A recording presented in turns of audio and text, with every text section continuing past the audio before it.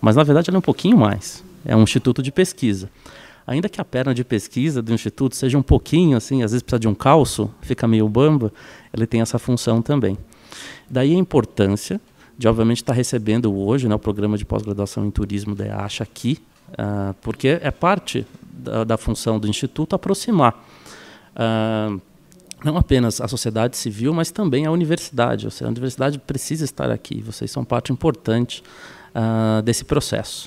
Então, agradeço muito também a nossa diretora executiva Tatiana Panosso, que está aqui na nova gestão, e obviamente ela acrescenta e faz com que o Instituto cresça muito nesse sentido e nessas parcerias também.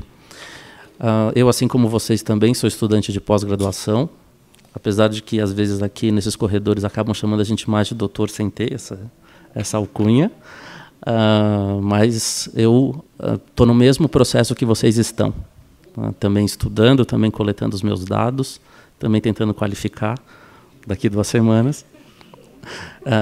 Então eu sei em que momento vocês se encontram e compartilho das mesmas dores, já que eu posso dizer assim. Além de recebê-los, eu quero dizer o seguinte: não tomem esse evento como um único evento. Eu gostaria que vocês estivessem mais vezes aqui, trouxessem para cá os seus seminários, trouxessem para cá os seus grupos de pesquisa, aproveitassem o espaço para discutir, porque essa casa precisa de pesquisa, essa casa precisa de ciência, os deputados precisam saber o que vocês estão pesquisando, precisam saber quais são os resultados daquilo que vocês produzem para que a gente tenha melhor políticas públicas ou melhores políticas públicas. Tenho que agradecer a EACHA, porque também teve essa iniciativa de fato, trazer vocês para cá. Então, professor Alexandre, aqui do meu lado, professor Edgar, professor Trigo, grande parceiro já de outros carnavais, podemos dizer assim. E é muito bom tê-los aqui. Sintam-se sempre bem-vindos e acolhidos. E eu espero que vocês tenham, aí quem vai conduzir os trabalhos, temos a Denise e a Raquel, já estão aqui devidamente localizadas, ok, ansiosas. E para a gente vai ser muito bom, principalmente porque a gente vai poder transmitir isso, vai poder gravar isso, então é algo que vai ser replicado posteriormente, então tem um peso, tem um valor muito grande para a gente. E para quem está no mestrado, que é um tiro curto, de 2 anos, né, nem vê o mestrado passar, quando vê já acabou, e quem está no doutorado tem mais tempo de decantar um pouco os estudos, isso é melhor. Então, realmente, assim, façam valer o estudo de vocês, porque isso é um momento muito importante da vida, acho que de cada um, né? Vocês vão trabalhar com obras autorais, isso é muito precioso, é muito legal. Desejo que o seminário tenha valor para vocês. Eu já vi que tem Metrópolis aqui, eu estudo Metrópolis também, então, muito bacana. Pensem depois também na vida de vocês de que maneira essa pesquisa ela pode ser aproveitada por quem não é da academia, né? A gente estava conversando um pouco nos corredores sobre a forma que a gente comunica a pesquisa. Se a gente espera que a sociedade reconheça e veja valor, a gente também precisa se aproximar dela, né? Sair um pouco do castelo da academia, isso faz parte da geração de vocês também, impulsionar isso, porque eu tenho certeza que já está na cabeça dos professores de vocês. Então, tenham um excelente seminário, sejam mais uma vez muito bem-vindos e bem-vindas aqui na LESP. Professor. Obrigado, Vinícius. Obrigado a todos os colegas presentes, o pessoal do ensino médio, que veio aqui também conhecer a casa, conhecer a atividade, os estudantes de mestrado, de doutorado e os professores do programa. Agradecer, Vinícius, você, na liderança aí do Instituto Legislativo Paulista, sempre as oportunidades que o LP tem nos dado aqui na LESP. Nós, eu não sei se você recorda, mas em 2016 nós trouxemos o principal congresso científico de turismo do Brasil, um dos principais congressos científicos de turismo da América Latina, que foi o 14º seminário da Associação Nacional de Pesquisa e Pós-Graduação em Turismo aqui do Brasil. Trouxemos aqui para a LESP, tivemos todo o apoio aqui dessa casa, dos deputados, e nós fizemos um congresso para 380 pessoas aqui. Então, a ideia naquele momento histórico foi a gente trazer o tema da discussão do turismo para o poder público. E é um pouco dessa atividade, como você colocou, que a universidade, o que nós fazemos, nós estamos na Universidade de São Paulo, na Escola de Artes, Ciências e Humanidades, é uma universidade pública, é do povo de São Paulo, é do povo do Brasil. Nós temos que sair dos muros da universidade e alcançar de uma maneira mais prática, mais contundente a sociedade, né, fazer com que a sociedade se beneficie diretamente das atividades que lá a gente desenvolve e não termos vergonha ou receio de mostrar o que a gente está fazendo e fazermos coisas que têm rigor científico, que têm importância social, econômica, cultural, de maneira ética, né, trabalhando com cidadania, com visão democrática e transparência. Eu acredito que esses são os fatores que a gente deve se pautar. E esse nosso programa de pós-graduação em turismo, ele inicia no ano de 2014, a primeira turma, com o mestrado. A primeira aula do programa nós fizemos aqui nessa casa também. Nós tivemos o apoio, porque é um ganho da sociedade. Foi, naquele momento histórico, em 2014, era o primeiro programa de pós-graduação de uma instituição pública em turismo no Sudeste. Depois nós tivemos um segundo programa no ano seguinte, que foi criado na Universidade Federal Fluminense. Isso é importante que seja dito, né, da liderança da Universidade de São Paulo nesse processo. A Universidade de São Paulo, que desde 1973 tem um curso de graduação na área do turismo. Em 2005, ela cria um outro curso de graduação na área de lazer e turismo. E este curso de graduação em lazer e turismo, a gente pode dizer que é o berço, que é o ninho que se desenvolve e nasce esse programa de pós em turismo mestrado em 2014. Temos aproximadamente 42, creio, mestres e mestras formados até então. Devemos ter hoje 40 alunos no mestrado, e este ano nós iniciamos o curso de doutorado. Foi aprovado ano passado pela CAPES, então esse ano nós abrimos 10 vagas e conseguimos fazer uma boa seleção no processo seletivo. Temos 9 estudantes de doutorado que daqui a talvez 34, 36 meses estarão defendendo as suas teses, né? Alguns dos colegas doutorandos aqui estão, também agradeço, já agradeci a presença, né? E então esse evento de hoje, que nós chamamos de seminário de pesquisa, né, do PP Getúlio e ASH USP. Qual é o objetivo desse seminário? Um dos objetivos é justamente mostrar o que a gente tem feito, e o outro é discutir quais são os caminhos dessa pesquisa que a gente tem desenvolvido. Então, esse é o 4º seminário. Temos a proposta de fazer, no mínimo, 2 por semestre. Talvez pode ser 3, pode ser 1. Depende como os alunos estão desenvolvendo as atividades. E a ideia é que cada mestrando, cada doutorando, abra sua pesquisa, junto com o seu orientador. Eles expõem que pé está a pesquisa, quais são os procedimentos metodológicos, como isso vem sendo desenvolvido, e seria uma pré-qualificação, porque nós temos 2 professores convidados, geralmente são professores, um dentro do programa e um de fora do programa. Hoje nós temos os 2 professores que são do programa, que vão discutir.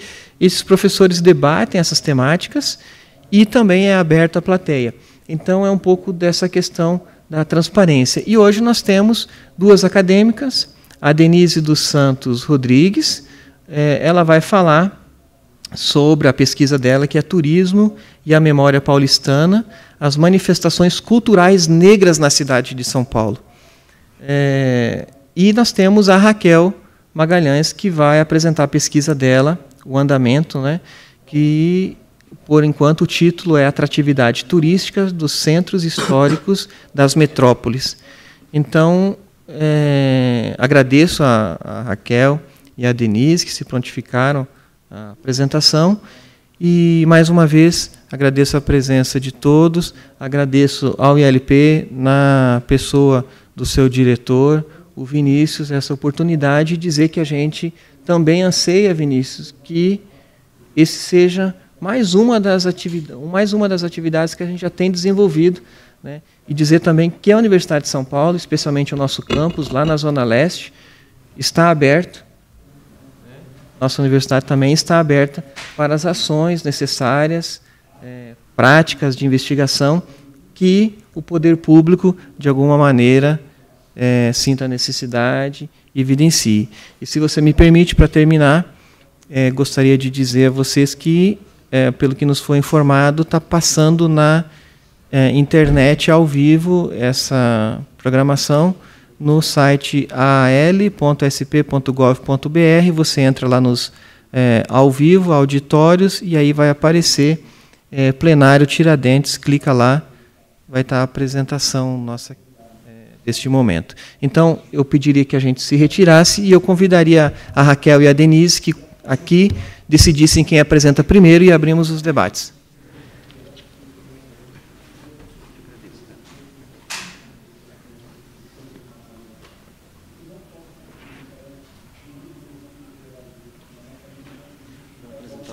Obrigada. Você quer passar um? A gente fica aqui, né? Eu acho que é melhor, né?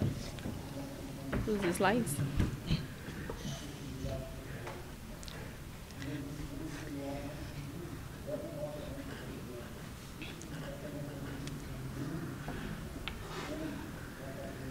Bom, então, boa tarde a todos.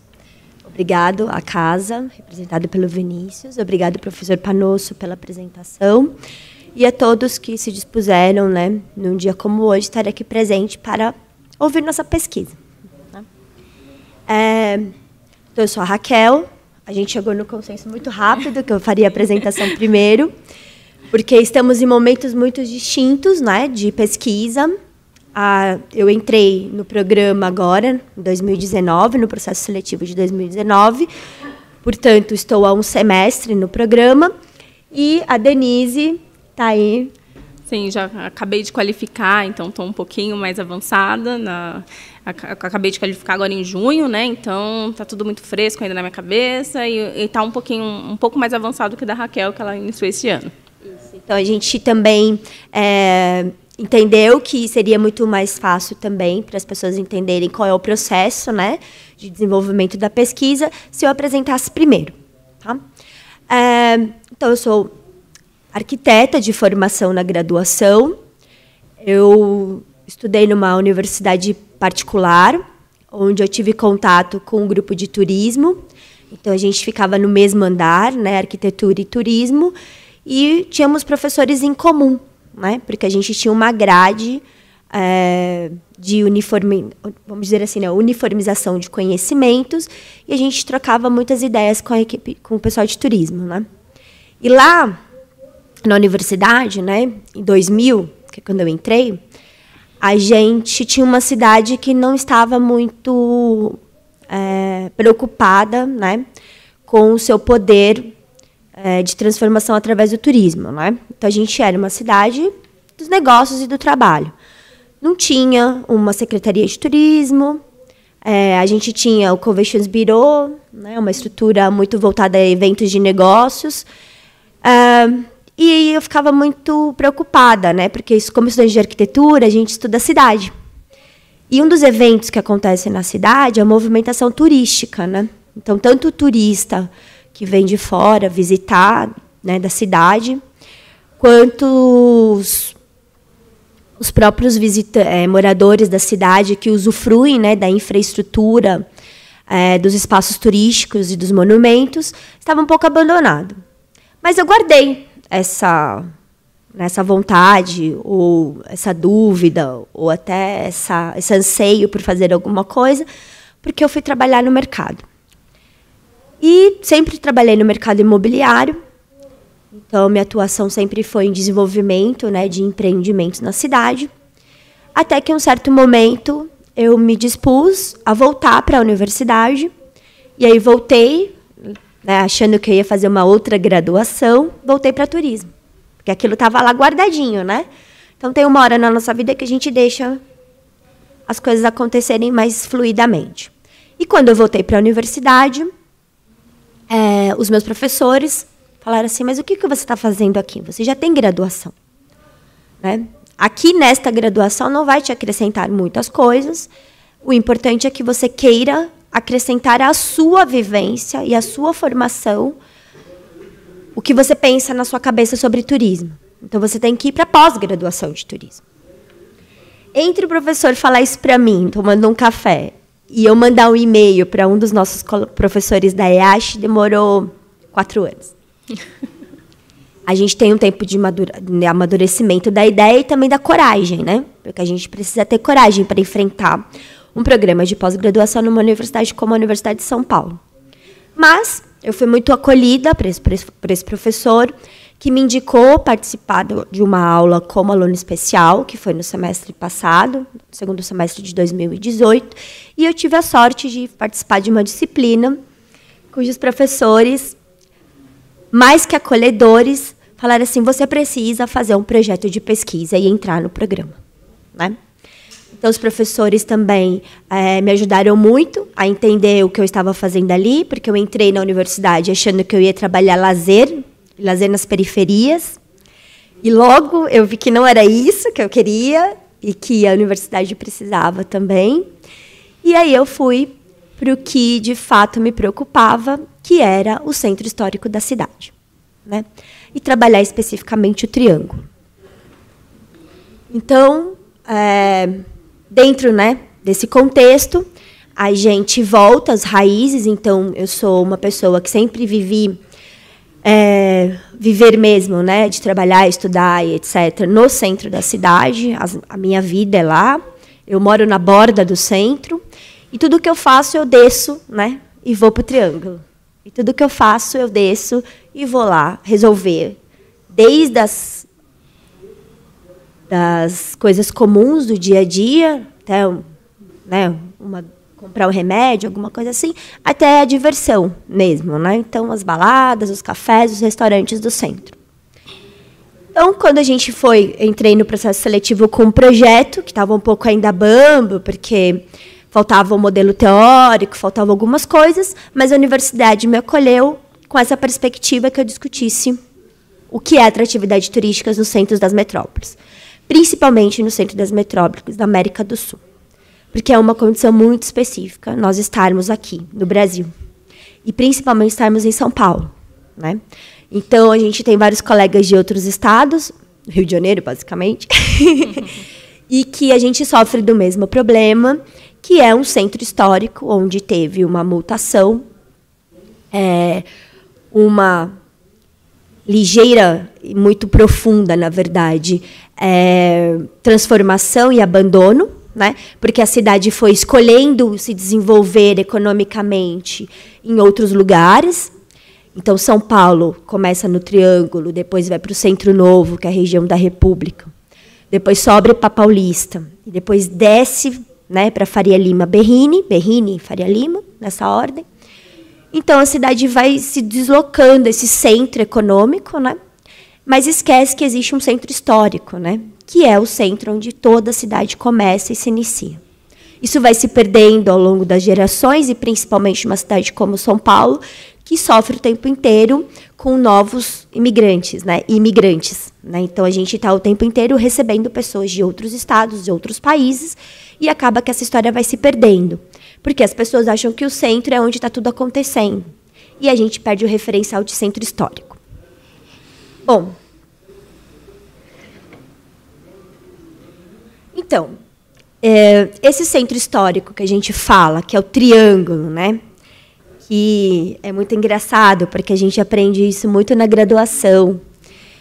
E quando a gente conversa com as pessoas de outras áreas, elas ficam um pouco perdidas. Do que você está falando, Raquel? Que triângulo é esse, né? Então, o Triângulo é o triângulo onde a cidade nasceu, que são das 3 ordens religiosas que se instalam, né, na parte mais elevada, junto ao rio Tamanduateí e o rio Anhangabaú. Então, nesse desenho esquemático, a gente tem exatamente os 2 rios. A gente tem a indicação da ordem religiosa das Carmelitas. Então, para quem não conhece, essa igreja e esse convento fica ao lado do Poupatempo da Sé. É uma igreja quase que escondida, porque ela é cinza, né? Então ela fica apaisana. A gente tem, no outro vértice, os franciscanos, né? Onde tem o Largo São Francisco, onde tem a igreja e também tem a Faculdade de Direito, né, da USP. E na vértice superior, sentido norte, a gente tem os beneditinos, né? Que é a igreja de São Bento, com seu convento, sua escola e agora também a sua universidade. E essas 3 vértices não são à toa, né, que essas ordens estão aí. Elas são as vértices de saída, né, da cidade, ou de chegada, na verdade, da cidade. Que eu indico também, né, as origens Santos, né, na região aqui sudeste, né, que é a saída do Ipiranga e desce São Bernardo, da borda do campo, e chega na Serra, né? A gente desce para Santos, que é um porto muito importante, e São Vicente, que é a cidade anterior a São Paulo, né? Bom, na vértice leste, a gente tem a saída para o Rio, né, a saída da cidade, da capital, né, do Império, capital da República, que a gente vai pela região leste, em direção a Dutra, né? Então, saída ali Brás e vai em direção à marginal do Rio Tietê. E lá na próxima ao Piqueri, a gente tem a saída para Dutra, que vai numa reta só para o Rio de Janeiro. E a saída norte, que é a saída do Guaré, que vai para a Serra da Cantareira, que é onde a gente tem... né, e tinha, basicamente, o abastecimento de água da cidade e a Serra da Cantareira como um vetor determinante no crescimento da cidade ao norte. Tá?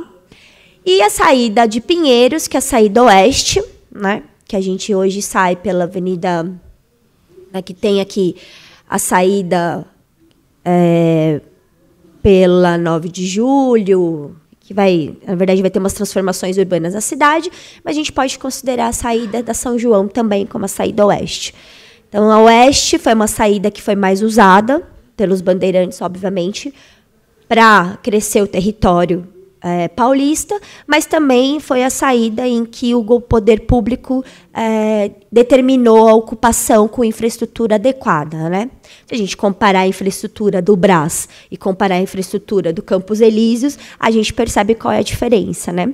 Onde o dinheiro estava, onde que as pessoas iam, onde tinha infraestrutura e onde o poder público determinou a ocupação com infraestrutura mínima.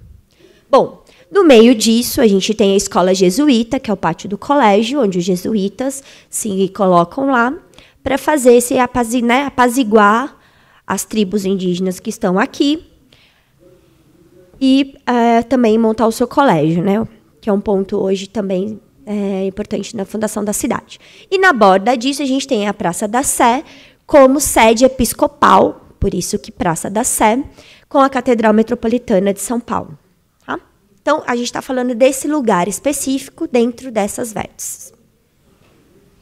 Todo mundo conhece agora? Quando eu falar triângulo, todo mundo está na cabeça aí um pouco do que é. Tá? E eu, né, como uma boa moradora do centro, sempre tive bicicleta, não por locomoção, mas como prazer mesmo, sempre andei de bicicleta. E na minha adolescência inteira e parte da minha juventude, eu andava muito no Triângulo Histórico à noite. Por quê? Porque não tinha ninguém. Era muito legal andar de bicicleta lá. Porque não tinha absolutamente ninguém à noite. Então, você andava de bicicleta livre, leve e solta. Eu não olhava, né? Que também não tinha ninguém, era perigoso. Mas quando você tem 18, 19 anos, você nem liga para essas coisas. Você acha que tudo bem, não tem nenhum problema. Então, eu sempre circulei ali no centro, em horários muito distintos, desde manhãzinha até a noite. Sempre foi o meu caminho. E quando eu fui pensar nessa pós-graduação, eu fui num domingo, né? Qualquer, véspera de feriado, na verdade, fui olhar esse centro. Eu vi isso. Tá? Então, esse foi um domingo, véspera do feriado de 1º de maio, onde a cidade tem algumas ações, né? Alguns eventos que acontecem. E esse foi a foto, essa rua é Álvares Penteado. Esses toldos azuis que vocês estão vendo é o toldo do café do Centro Cultural Banco do Brasil. Essa outra rua aqui de baixo é a Quintino Bocaiúva, se não me engano, que vai para a Praça da Sé. E o centro é assim, né? Estava assim, ele é assim. Ele tem muitos edifícios, ele tem muita sombra e ele tem pouca gente, né? Pouquíssima gente. Então, eu fui circulando, tá? Eu estava de bicicleta nesse dia. E eu fui circulando. Então, a gente vê aqui o viaduto Santa Efigênia, né? Que faz a bordinha ali desse triângulo que vai ligar o Centro Velho para o Centro Novo, que é a Santa Efigênia, que está do outro lado do rio Anhangabaú. E tem, né? Uma ciclofaixa aos domingos. Mas, assim, ó, tava eu e esse rapaz aí só. Isso era 11 da manhã, tá? Não era cedo, assim, de madrugada, não, porque eu acordo tarde. E aqui a gente vê o Largo São Francisco também, que tem até uma infraestrutura de uma praça que algumas gestões atrás o município implantou para fazer atividades esportivas e culturais, mas estava desse jeito. Tá?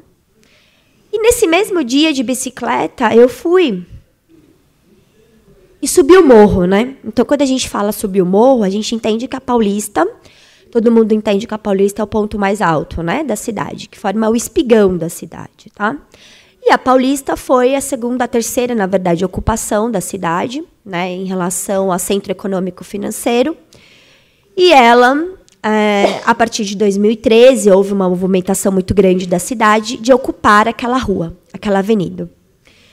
E eu fui no mesmo dia, eu subi o morro, né? Então eu saí lá do centro e subi. E aí eu encontrei isso aqui. Né? A cidade inteira estava na Paulista. Então eu fui no MASP, eu tirei foto lá da escadaria. Aí a foto aqui é um pouco antes, né? Do outro lado da rua do MASP. Estava lotado, tá? E aí tem coisas acontecendo, né? Tem os acrobatas ali no buraco, que vai para Doutor Arnaldo. Tem as pessoas que, de fato, ocupam a rua como praia, né? Porque como a gente está longe da praia, então pegou no sol, né? Então estava com cadeiras de praia e tinha uns eventos assim de piquenique na Paulista. E eu achei muito interessante. Eu falei assim, o que acontece? Né? Só fechou a rua, gente. Não fez absolutamente nada, só fechou as ruas para o carro. O calçadão é fechado há, no mínimo, 40 anos para carro. O triângulo histórico é calçadão, não entra carro. E por que as pessoas não ocupam? Né? E aí a gente começa a perceber, ao longo desses 6 meses, com as disciplinas do programa, e conversando também com os professores, e procurando autores que vai falar sobre isso, a gente começa a perceber algumas coisas, né, que o turismo influencia. E não só o turismo, como a cultura em geral, que está muito ligada ao que a gente está chamando nesse segmento de turismo urbano. Né? O que as pessoas buscam na cidade? O que é ser urbano? Né? O centro é urbano? Então, a gente começa a colocar essas questões, principalmente questões da metrópole, que é essa cidade que a gente está falando. Tá? Então, a gente começa a ter como objetivo identificar o que é que atrai as pessoas a visitarem esse lugar. O que as pessoas estão buscando na sua hora de lazer, ou até mesmo no seu dia a dia, né? Porque as pessoas que estão na Paulista, elas também estão lá trabalhando, né? Então tem alguém oferecendo trabalho para elas, porque tem alguém interessado a passar lá, porque estão interessados a almoçar lá, a passar tomando sol, né, na rua. Então, quais são os fatores e os atributos, né, que as pessoas percebem e reconhecem como valor para se deslocar até esse centro, esse triângulo? O que elas entendem que tem esse triângulo? O que elas entendem que não tem esse triângulo? Né? Porque é isso também, a gente tem que identificar o que está faltando, principalmente. E aí, como objetivos específicos da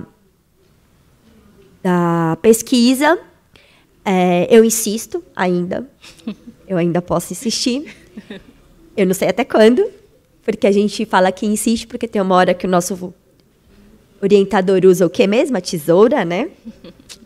E aí ele corta, mas eu estou insistindo em fazer o mapeamento desses espaços, né?